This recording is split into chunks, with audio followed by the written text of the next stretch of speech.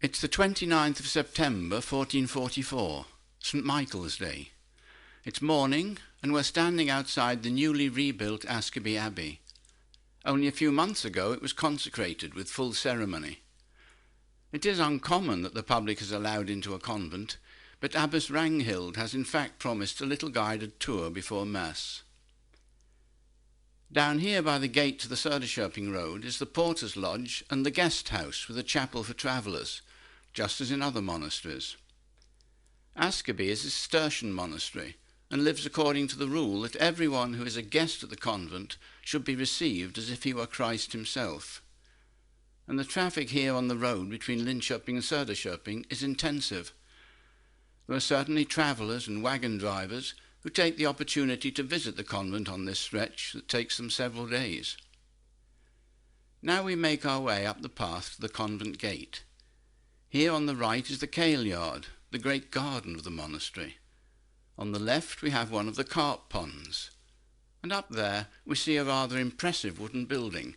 It's called the manor. Long ago it was a royal manor, but now it is used as a guest house for prominent visitors. Several kings have stayed here on their ceremonial progress round the country.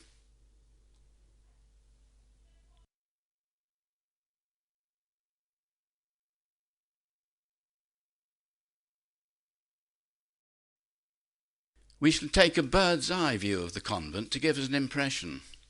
As you see, the church and monastery are quite high-lying. Don't they shine like a jewel in the landscape with their clear and bright colours? They differ quite a lot from the other buildings in the area. People speak of the white church and the red convent church. Now they're joined together, but the colours in fact tell of two building periods. The white church from the first half of the 12th century is built in grey stone. Initially it belonged to the royal manor, and even though the parish only has 200 or 300 inhabitants, it is a goodly size. But it was almost certainly used by the convent too, when it was created in the 12th century. On the ground floor of the tower is a chapel for grandees, and on the upper floor a council chamber and courtroom. It goes without saying that it takes time to create a structure like this. Furthermore, over the years it has been damaged by several fires. The worst one happened in 1377. Then only the tower escaped. The reconstruction of the convent church was in fact not complete until 1418, when it was consecrated, and the convent buildings only a few months ago, that is, all of 26 years later. Look now at the eastern range of the convent. Isn't it handsome? Inside are the chapter house and the abbess's room, among others. On the upper story are the nuns' dormitories, and the extension on the gable end is the latrines. In the south range there's a warming room for cold winter days. The larger building you see, that's the dining room, and to the west is the kitchen. The western range contains dormitories, mainly for lay sisters and for employees.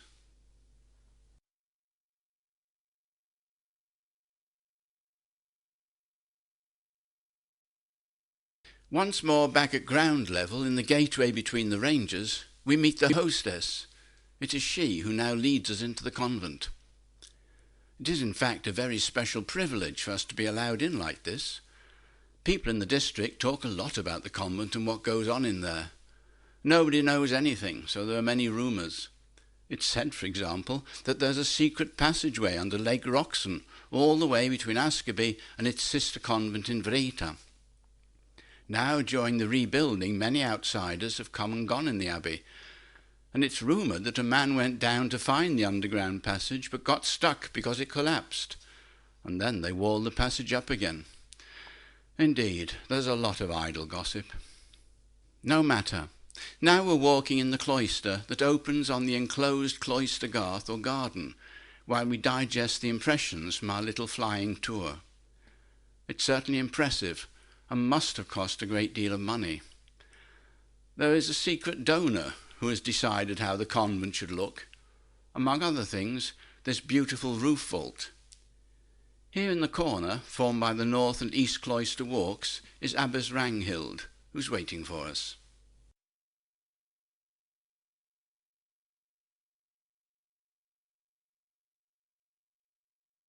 welcome.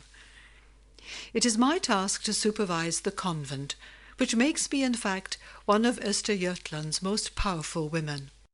It is the other nuns who have chosen me from among the sisters who are over 30 years of age. At the ceremonial investiture as abbess, which was led by the bishop, I received the symbols of my office, the crozier and my own seal with which to seal letters and documents. I will be abbess for the rest of my life. When it is over, my seal will also be broken. To hold divine service or take confession is not allowed for a woman. So these are in the care of Father Abbot from Alvastra, or our parish priest. At the moment we number 20 nuns and 15 lay sisters. Together we each do our part to fulfill the motto of the order, to seek and serve God in both spiritual and worldly activities, by praying and working. The nun's life is mostly filled with prayer, the lay sisters with work. The cloister where we are standing now is a good link between the various localities in the convent. And isn't it a beautiful frame for the cloister garth, or paradise, as we also call it? As you see, the garden is divided into 4 sections that form a cross, with the well with its life-giving water in the centre. This shape and the plants here are to remind us of and help us understand the divine in all creation. This is truly a lovely place for prayer and meditation. But now it is time to begin our tour of the inside of our newly built convent. First, let us have a look into the chapter house. It is so called because we gather here once every day to hear a reading of the chapter from the rule of our order. At the meetings of the chapter, as they are called, we can also listen to the words of the founder of our order, St. Bernard, through his writings, the legend of some saint, or a reading from the Bible. We pray and sing, and the names of the newly deceased from the whole Cistercian order are read out. When Father Abbot or the bishop comes in visitation, he is received here, and confession is also held here. The sisters' places are along the walls, while the reader stands at the raised lectern. In here, too, punishment is meted out to those who break the convent rules, although this is not particularly common here in Askeby, as we are rather few. It was in the 12th century that monasteries received their real boost. By the end of the Middle Ages there were over 1,500 in Europe, a truly popular movement, one might say, and most belonged to the Cistercian order. In Sweden, somewhere between 60 and 70 monasteries were founded, 15 of which were Cistercian. Now, in the 15th century, monasteries are a natural feature of the social framework. The Cistercian foundations are of major importance all over Europe, and they're all closely linked to each other. Exactly when Askeby Convent was founded, we don't know, and probably never will know either. The popes were initially doubtful about establishing Cistercian monasteries for women, and the founder of the order, Bernard of Clairvaux, also had his doubts. He referred to the woman's frailty, the infirmity of her body, and the mutability of her mind. But in the early 13th century this attitude relented, and in 1247 it was decided, with the approval of the then Pope, that both Vreta and Askeby should belong to the Cistercian order. This is the kitchen, where the food is prepared by nuns and lay sisters together. The nuns take it in turns to serve in the kitchen, 1 week at a time. There are many rules about our food, but it really isn't possible to eat the same food here as in the monasteries in southern Europe. The main rule is that the food should be vegetarian, with certain exceptions. Most raw materials are harvested in our own kale yard and orchard. Spices are taken from the herb garden. The bread we bake, mostly of barley, rye, or oatmeal. Apart from work in the kitchen, the sisters alternate between different tasks. These might be cleaning, handicraft, taking care of the sick, doing translations or beautiful transcripts or other written work. A convent is almost the only place where the women of today can be given an education, both in practical occupations and intellectual work. In the convent economy, food is the major item. 20 nuns, plus a number of employees, need food. And then there are the travellers. They're especially numerous in late springtime, when the food cellars at home are getting empty. It's a matter of living off one's own resources as far as possible. Now, in the 15th century, money is becoming more and more common. But the rules are strict. It is allowed neither to buy with money nor to earn money. So the income in the form of produce from various sources is all the more important. It's therefore not mere chance that the Kailyard has recently been extended. The convent owns land all over the district, and the farmers have certain duties to the landowner. They deliver textile plants and wool, for instance. And even if the convent has its own cowhouse, supplementary meat and milk come from the farms in the area. What is most burdensome for the farmers, however, is that they are obliged to accommodate and feed guests on behalf of the Abbey. Askeby Convent has been fortunate. As early as 1162 it had the rights to land, mills and fishing in Norrköping especially. Strömsbro Mill is also important. Raw materials from these sources are used both for their own account and for barter. Well, it perhaps sounds an idyllic life, but both convent and farmers are hard-pressed at certain times. Wars succeed each other, and robber bands sometimes prowl about in the area.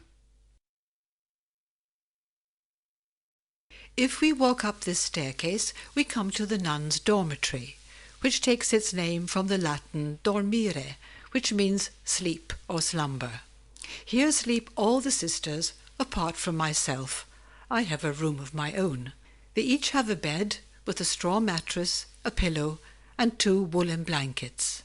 They all sleep fully clothed in their day clothes, which is just as well, as warming up the dormitory is not allowed, not even during the icy cold winter nights up here in the north.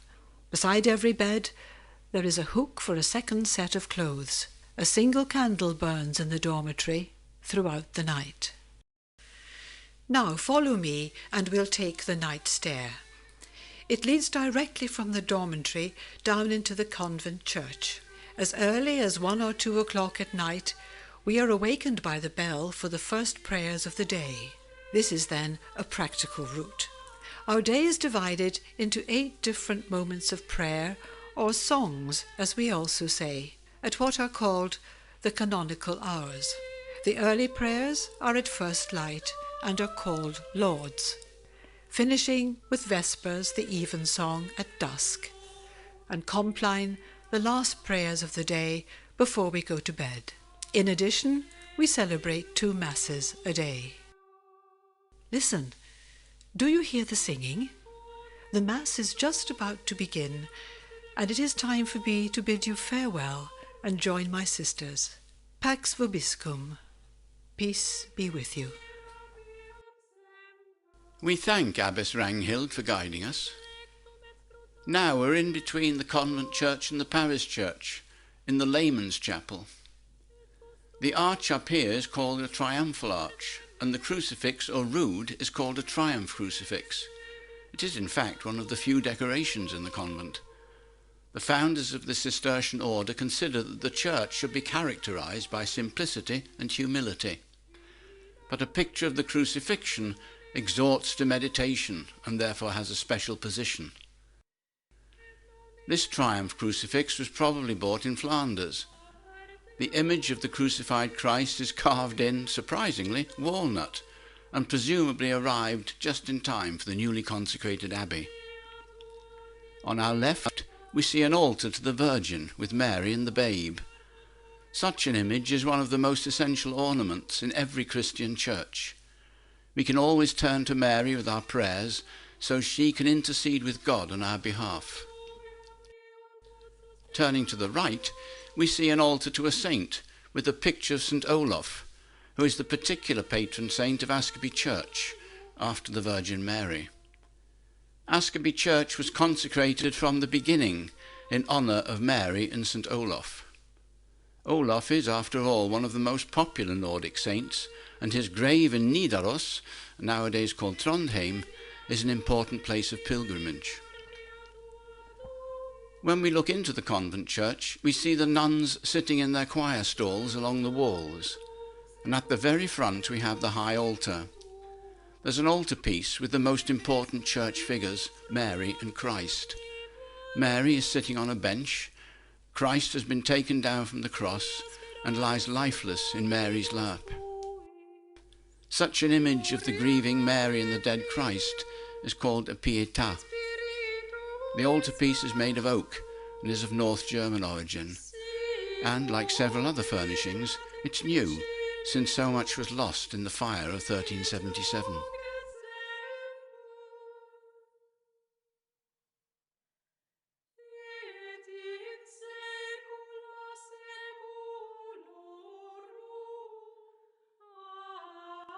The front of the high altar is covered with a cloth in red silk, and on the altar table is a white altar cloth. But the finest fabric is the antependium, or frontal. It is decorated with coats of arms which can be seen all over the church. And this is no accident. They are the crests of the donors. They show which of the old families in the district wish to uphold the convent and the church. The Night and Day dynasty, which later became the Sparrow family, were the first among the really important donors in 1299. Man and wife are buried here in the convent church, by the way. The other families are the Bjelkes, the Baniers, and the Jeddas. But the most powerful of all the dynasties are the Bunde family. Karl Knutsson Bunde is king now in the 1440s, and it's not long since he was here on his ceremonial progress around the country, only 6 years ago. Now, as we leave the convent church, we hear the nuns singing in honour of St. Michael.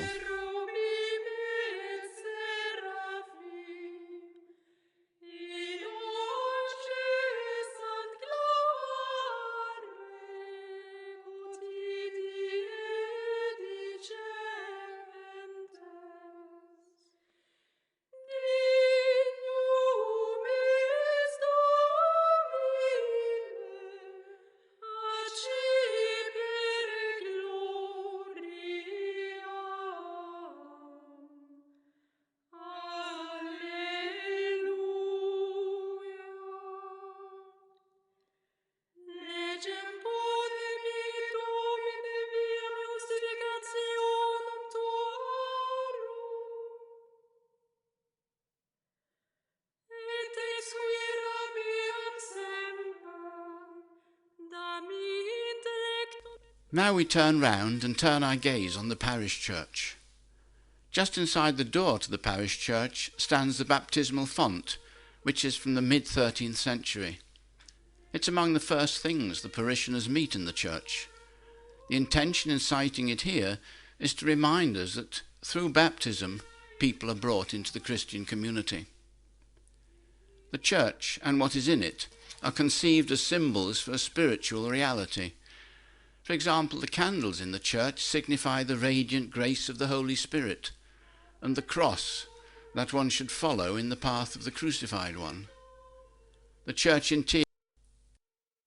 It's the 29th of September 1444, St. Michael's Day. It's morning, and we're standing outside the newly rebuilt Askeby Abbey. It's the 29th